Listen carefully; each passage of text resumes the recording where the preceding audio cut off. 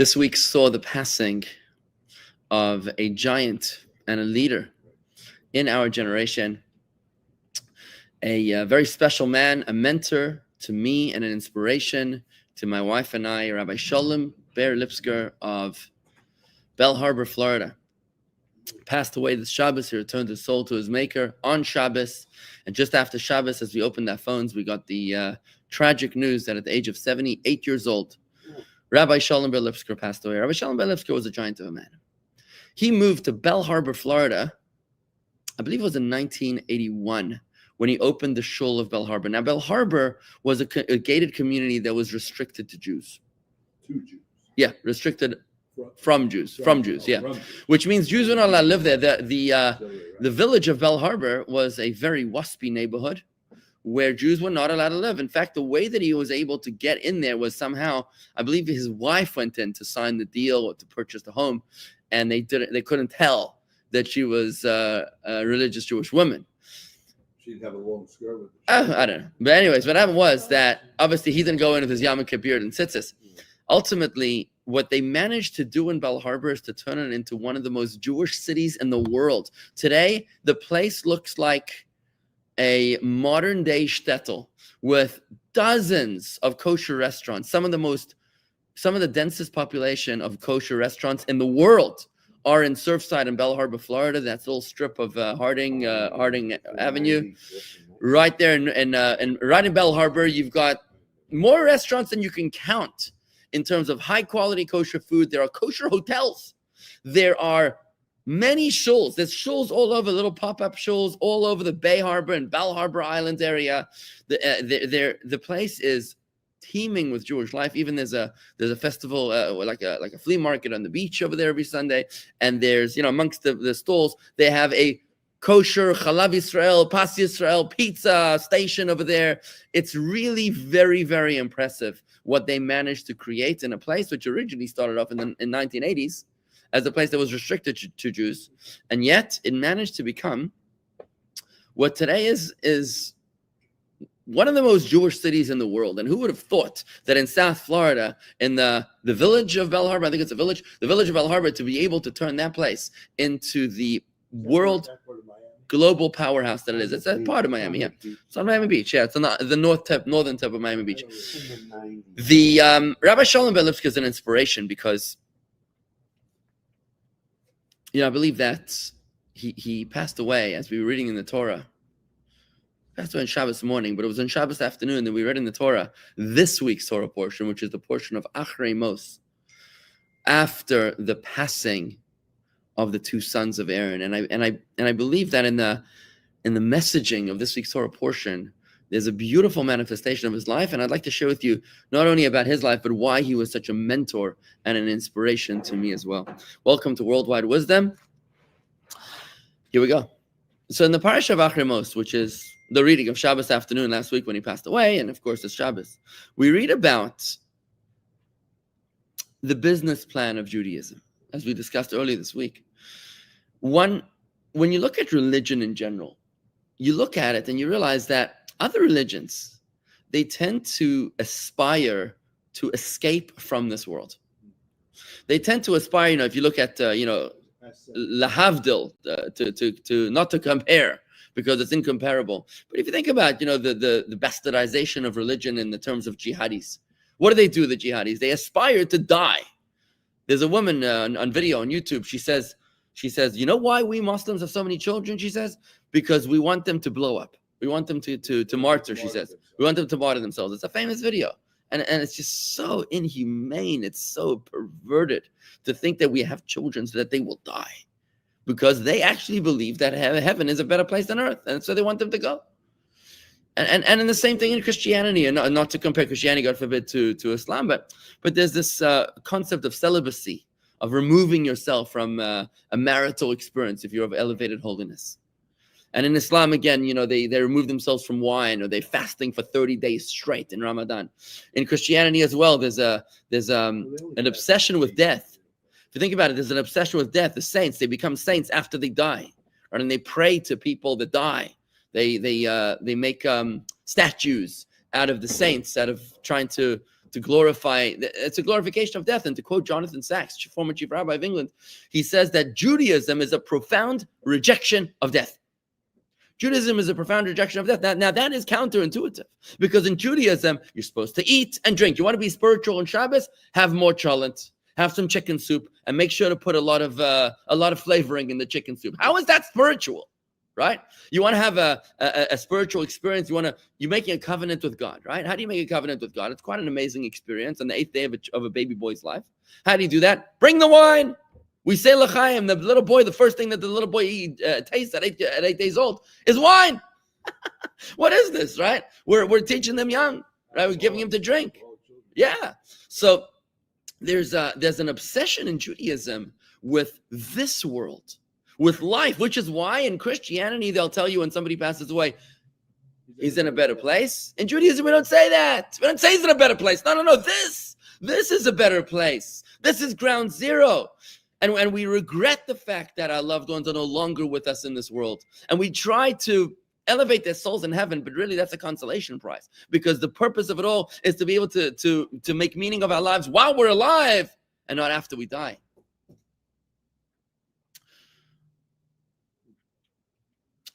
Which is why the Torah portion opens up with the name Achrei Mos, after the death of. What an interesting name for a Torah portion. After the death of the sons of Aaron. Aaron, the high priest, had 4 sons.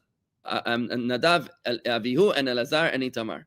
2 of those sons entered unauthorized into an area of the temple which they were not allowed to go into, the Holy of Holies. And there, their souls expired. Their souls left them. Why did they do that? Was this a punishment? Oh, no, it was not a punishment. That's exactly what they wanted. It's what they aspired towards. They wanted to elevate and connect themselves with a deep, intimate, and personal connection with God Almighty. And that's what they got. They got it. They went into a space that was close to God, so to speak. The divine presence was revealed in the Holy of Holies. And then God took them. That's what they wanted. They wanted to be close to God, and that's what they wanted. Nevertheless, the Torah says that's not the way to go. Now, let's not make a mistake. They were very holy. In fact, Moses says to Aaron, his brother, over the death of his own sons and Moses' nephews, he says, "I see now that they are greater than you and more, they are greater than you and me together." Because God had said earlier, "Bikrovaya Kadesh, with those that are near me, I will be sanctified." And Moses wasn't sure. He thought that who was near to God, Moses and Aaron. So Moses was sure that God would be sanctified through those nearest to him, Moses and Aaron. And now that he sees that God is sanctified through Nadav and Avihu, Moses says, "I see that your sons are holier than you and I." Right? So they clearly were onto something. They were close, but no cigar. Now, as Jews, our aspiration is to live long, to be healthy, to make money, and to use it all for mitzvahs, to use your health for mitzvahs. For example, there's a beautiful story of a chassid, I believe it was Rabbi Sholom Lipskar, was blessed by the Alter Rebbe. The Alter Rebbe wanted to bless him with longevity. Now, what would you do if somebody, a holy man, wanted to bless you with longevity? What would you say? You'd say, "Thank you very much." Yeah. Rabbi Sholom Lipskar said, "No, thank you. I don't want life, which is going to be a life in which I have ears that cannot hear and eyes that cannot see." Exactly. So he said, the Alter Rebbe blessed him that he should have longevity with consciousness, with divine awareness. In other words, my understanding of the story is not that the chassid was being insolent. Of course, he wasn't being insolent to his Rebbe. But what he was saying to his Rebbe is not that he was worried about being, maybe of losing his memory or losing his faculties. I think he was saying, I just don't want to stay in this state, living longer. I want to be able to grow in my divine awareness. I want to have eyes that see what? Not physical things, of course, but godliness. I want to have ears that hear, not just hearing sounds, but hearing divine presence, right? And that's what the Alter Rebbe blessed him with, not just life, but the ability to turn that life into awareness. We worry about the years in our lives. We worry about the years in our life, but how often do we worry about the life in our years? How much life is in your years? And this is the meditation that we have to think about every single night before we go to sleep. Let me just finish this point. There's a meditation before we go to sleep at the Shema before bed, the stock taking of the day. We're supposed to reflect, what did I do to make a difference today? What did I do to reach my purpose upon this earth. I was placed in this earth in order to fulfill a mission, in order to do what? To make this world a holy place, to sanctify this world, to infuse holiness into this world, and not to escape this world like other religions want to do. No. It's about making this space holy, and that involves both inner work and outer work. The outer work is easier. The outer work is basically writing a check. It's like, I'm going to write a check. I'm going to buy a building and turn it into a shul. I'm going to buy a house, and I'm going to get a nice dining room table, and I'm going to make a farbrengen around the table. I'm going to buy a mezuzah. I'm going to buy tefillin. I'm going to buy holy books. You take a book and you donate it to an institution, and now you've made outer work. You've transformed the paper into holiness. But the inner work is much more difficult. The inner work is taking the dysfunction, like we're learning in the Maimer Chasidus, that we're learning mitzvah Mishatishka Achama, the Chanukah Maimer. We're learning that it's the darkness in your life that you need to illuminate. What's the darkness? It's the trauma experiences. It's the dysfunctional relationships that you have. It's the annoying neighbor. It's your brother-in-law that you can't stand. It's your triggers in your relationship with your spouse. That's what you need to illuminate. That's what you need to sanctify. That's where you need to infuse holiness. And every night before we go to sleep, we're supposed to be reflecting and meditating upon this, upon our aggregate, upon our achievements and upon our struggles, where we're holding. Did I progress today, or was I stagnant? Am I dynamic, or am I static? Am I moving forward in my mission, or am I not, in making this world a holy and special place? I'm sorry, go ahead. That's one of the reasons studying Tanya is so important.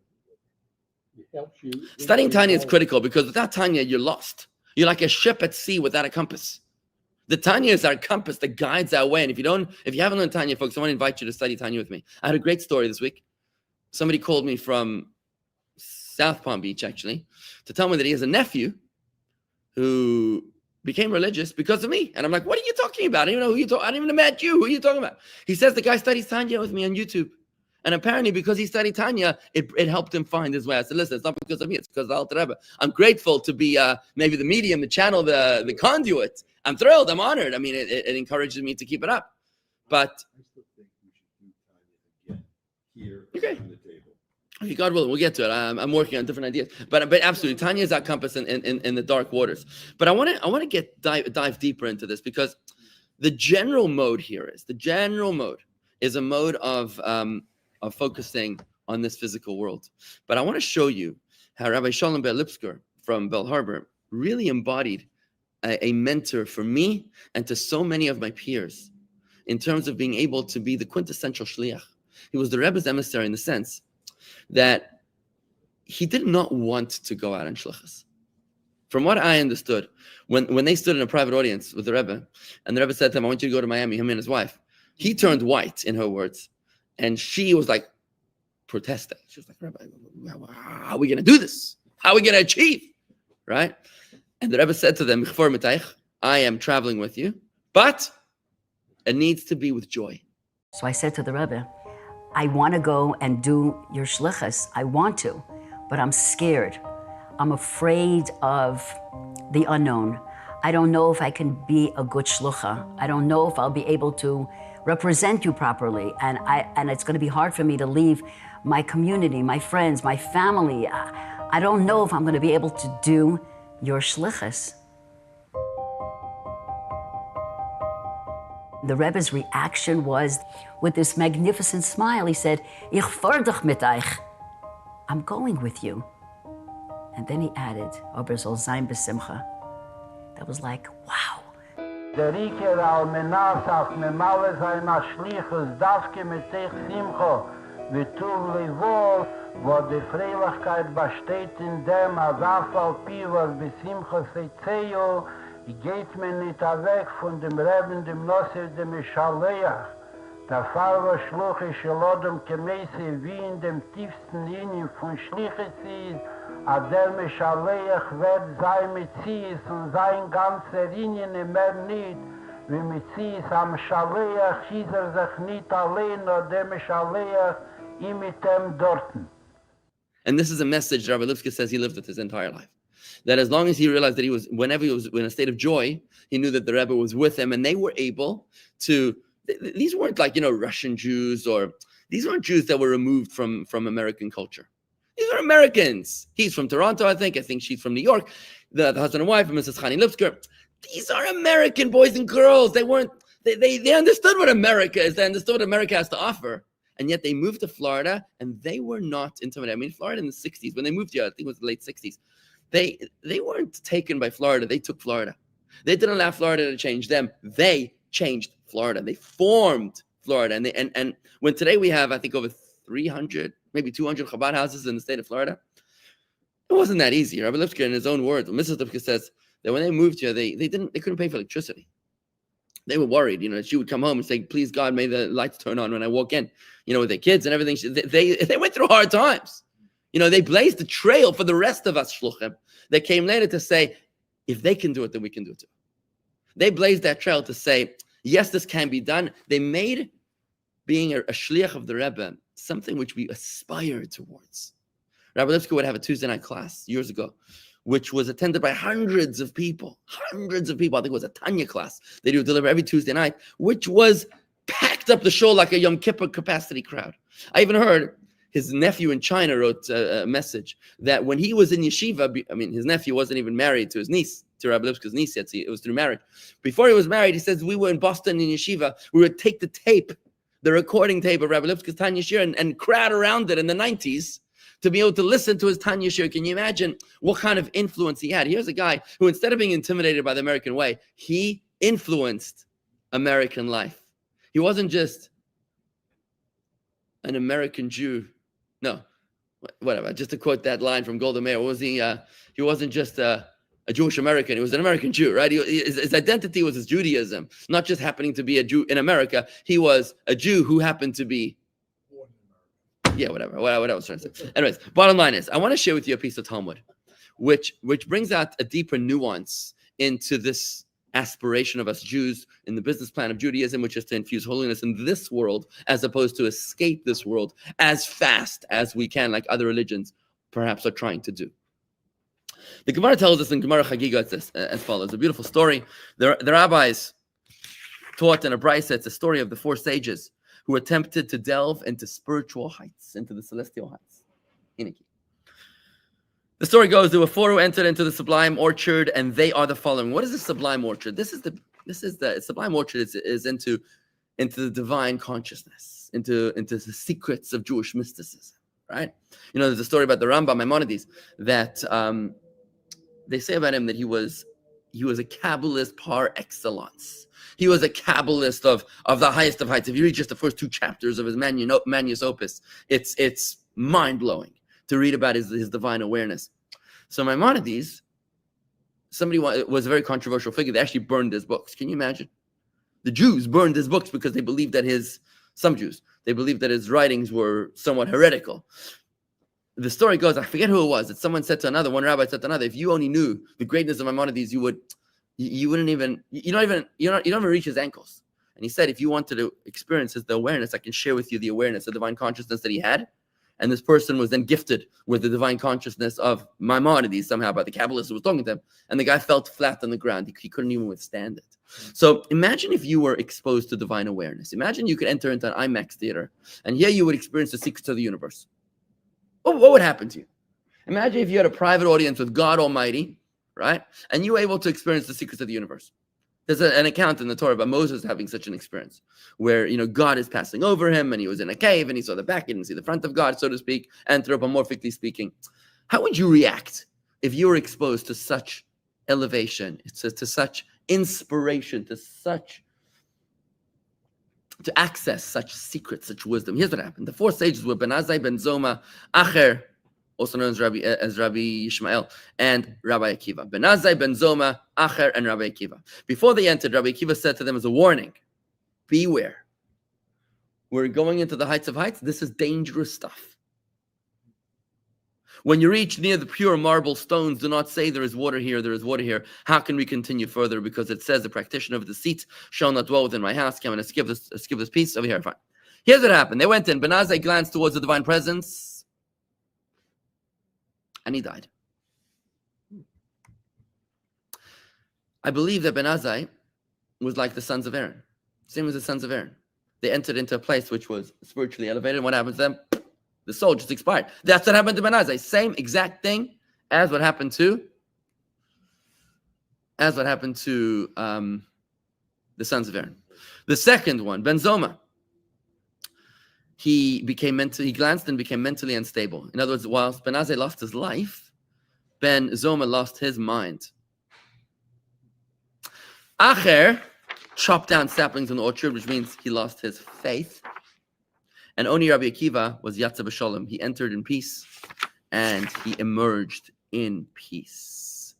So Rabbi Akiva entered in peace and he emerged in peace. This is a little tiny story in the Talmud, but it captures the essence of our spiritual journey.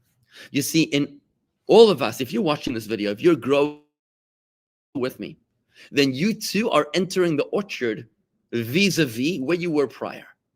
If you're learning Torah today, it's a little bit more than you were learning yesterday, right? Or what you were not learning yesterday. So the question is, how do you react to a state of elevated consciousness and awareness, to a state of elevated spirituality? There are different ways to react.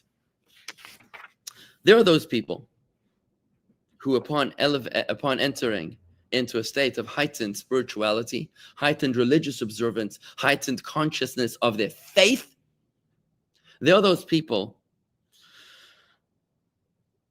who lose their life. The first one was Ben Azai. He lost his life. What does that mean? He loses his life? He becomes disconnected from God. Remember that when it comes to God, God says there's only one thing which I cannot tolerate, that I cannot coexist with, and that is arrogance, ego. How often does it happen that somebody becomes spiritually elevated and he becomes suddenly self-righteous, self-pious, condescending? This is my interpretation of the person who loses his life. He enters into the orchard. He becomes spiritually aware. He comes to shul every day, davens 3 times a day.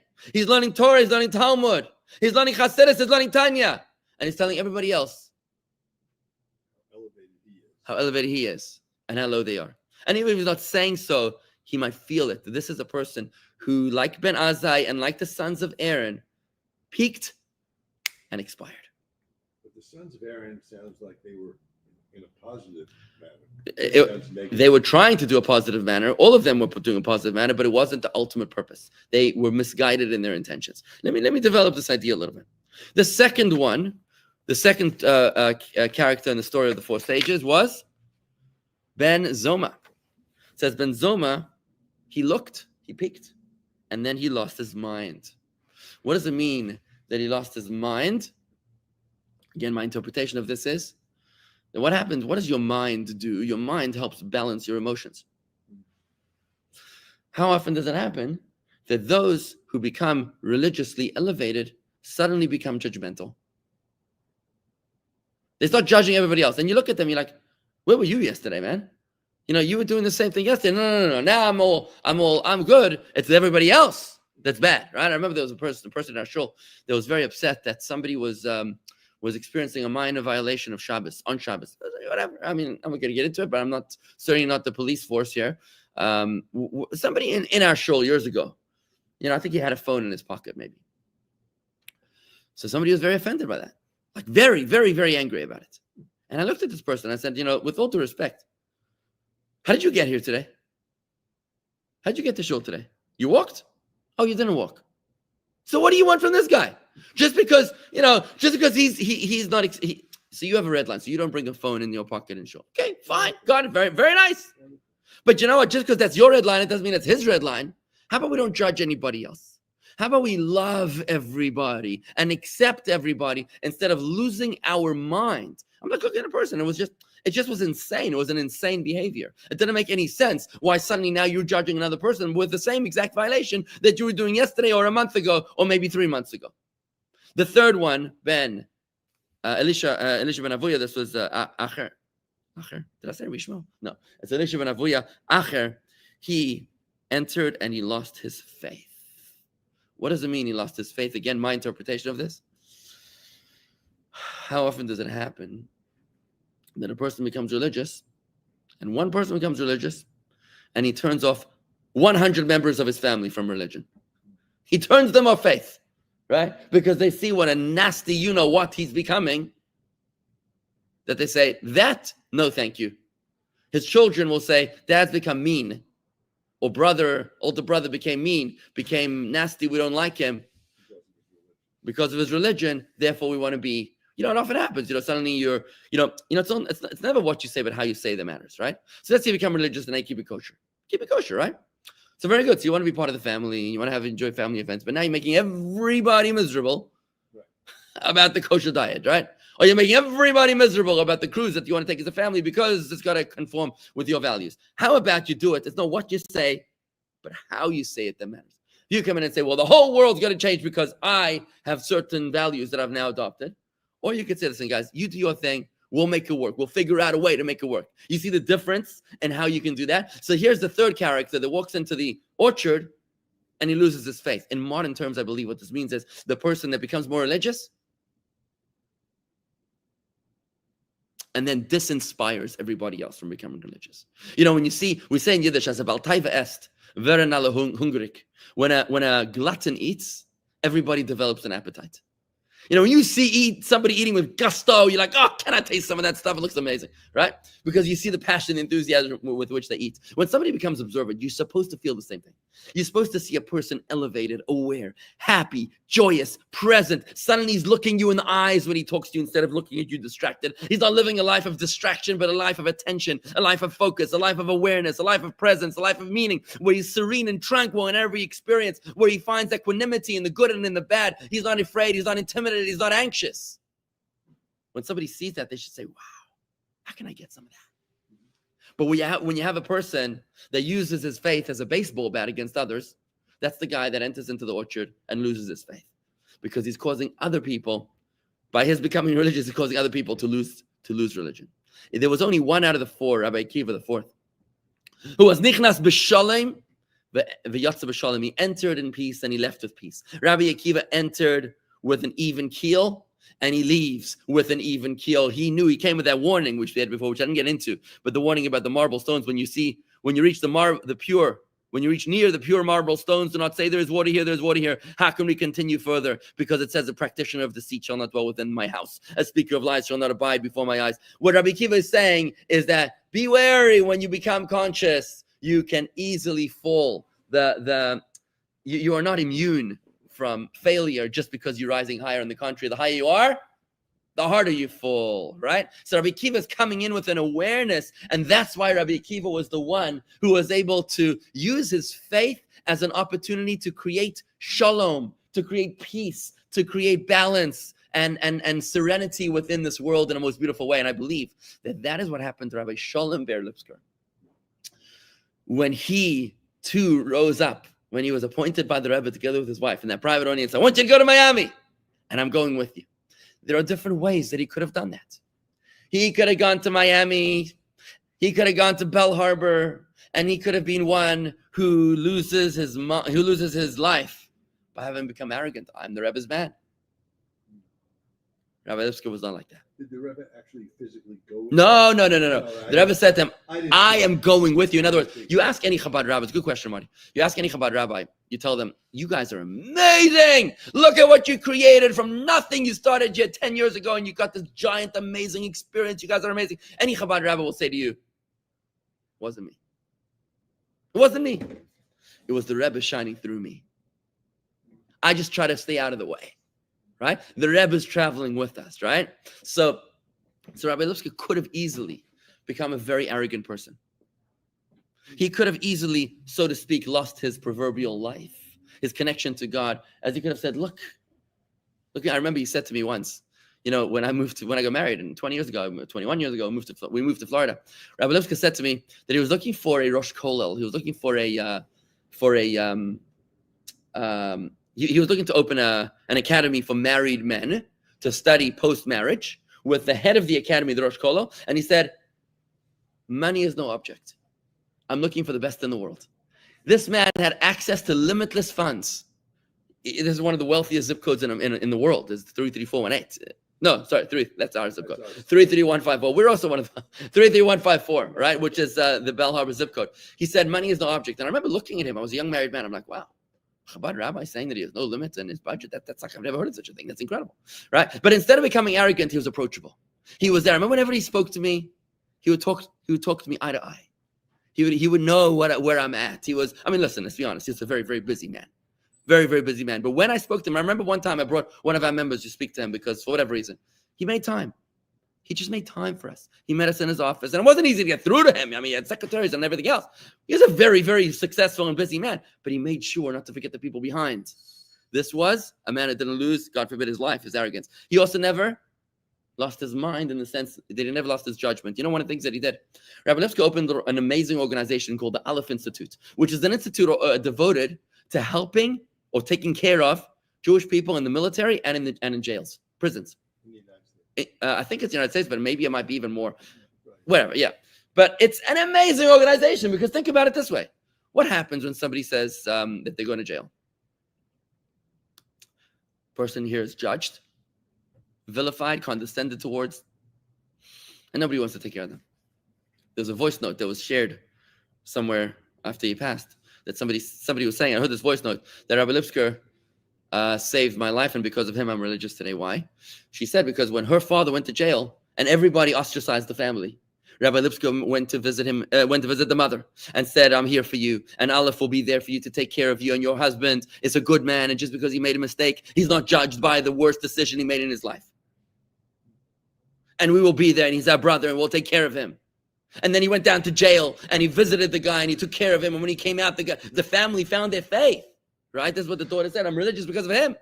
Right? This is a person who became spiritually elevated, but he never became judgmental.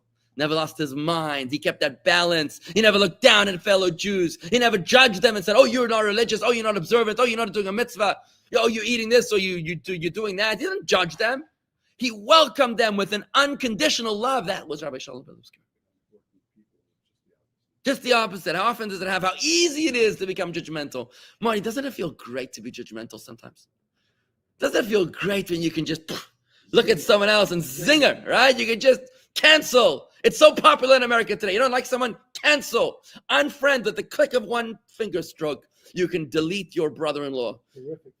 It feels amazing, right? No. This is spiritual death, folks. This is the approach of Ben Zoma, who looked and he lost his mind. The third one was the one who lost his faith. And again, Rabbi Lipskar was not like this. He wasn't a man who disinspired others. On the contrary, Rabbi Lipskar was a man. You looked at him and you just said, I want to be like him. And I speak for myself. When I saw him, when I first got married, and I wasn't exactly sure what I'm going to do with my life. You remember me from back then. I wasn't sure exactly what I wanted. I knew I wanted to open a Chabad house, but what kind of Chabad house? I came from South Africa, where the shluchim lived a simple life. I mean, there were some shluchim that really were very successful, and I'm thrilled to have them as mentors as well. You can learn from every person, but Rabbi Lipskar opened my eyes to show me that no, the sky is not even the limit. When you become a Chabad rabbi, you can change the world. You're not weak. You're not intimidated. And in fact, we believe. I remember one of our members, when I first met him, he wrote a check to the Chabad for $500, maybe $1,000, and he said to me, Rabbi, I want you to know that this is the largest contribution I've ever made to charity in my entire life. This is a person who was raised in Long Island, and they came from a lower class or maybe middle class family, and they didn't really give anything, and they were kind of financially insecure, and they didn't know what charity was, and they made this donation, and we worked, and we came close and close and close. Eventually, the guy was donating 5 digits, nice, very, very meaningful contributions. And I said to him once, I said, I can't thank you enough. When I look at how far you've come from where you started, where you are today, I said, I can't thank you enough. And he said to me, he says, Rabbi Vigler, I want you to know that whatever we give to you doesn't come close to what you give to us. What you get from me, from my family, is not even close to what my family gets from you, from the Chabad. And that was a lesson that I learned from Rabbi Lipskar. He taught me that you can make a profound impact upon the community. A rabbi is not a schlepper. We don't ask people for money as schnorrers. We seek investments in a successful business venture, and a joint venture where we are on to change the world. And that was a mindset that Rabbi Lipskar personally changed within me. Instead of looking as a rabbi as a hat in hand, looking for handouts, God forbid, no. This is a successful man. And he says, I'm here to change the world. Are you going to help me, or are you going to get out of the way? Right? And that's a mindset, which again, it's not arrogant. It's not condescending. It's not judgmental. It's empowering. We are Jews that fight We are not Jews that are reactive. We are not Jews that are weak. We are not Jews that cry when somebody hits us. No. We are going out to be proactive, to change the world. We're going to make a difference. We're going to turn Bal Harbor into a lighthouse for the entire world. Right? And that's what he did. That was Rabbi Lipskar. Finally, of course, Rabbi Kiva was the fourth and final sage in there, who was Nichnas B'Shalom. He entered with Rabbi Sholom Lipskar, V'yatza B'Shalom, and he left with Rabbi Sholom Lipskar. This is a man that inspires me to be able to say he entered with peace and he left in peace. And Rabbi Lipskar did that. He entered this world in peace and he left this world in peace. He left this world as having inspired countless lives.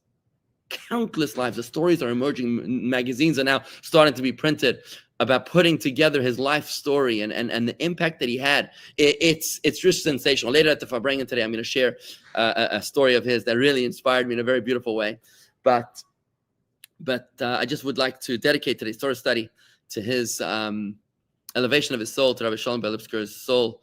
May his Shiva, today we're still in the Shiva.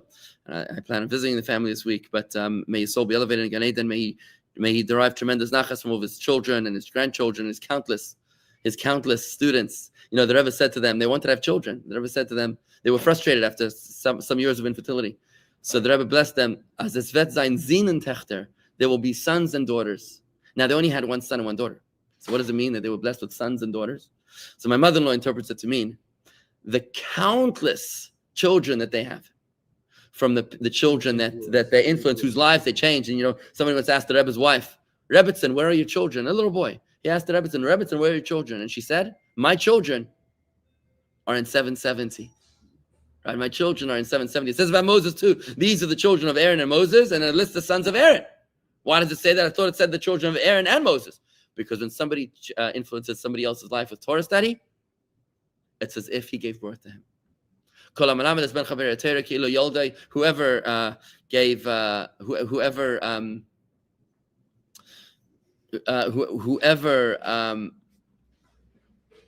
teaches somebody else's child Torah, it's as if he gave birth to him, right? And this is my tribute to Rabbi Sholom Lipskar, to dedicate this Torah study to his memory, and may his power channel to us here.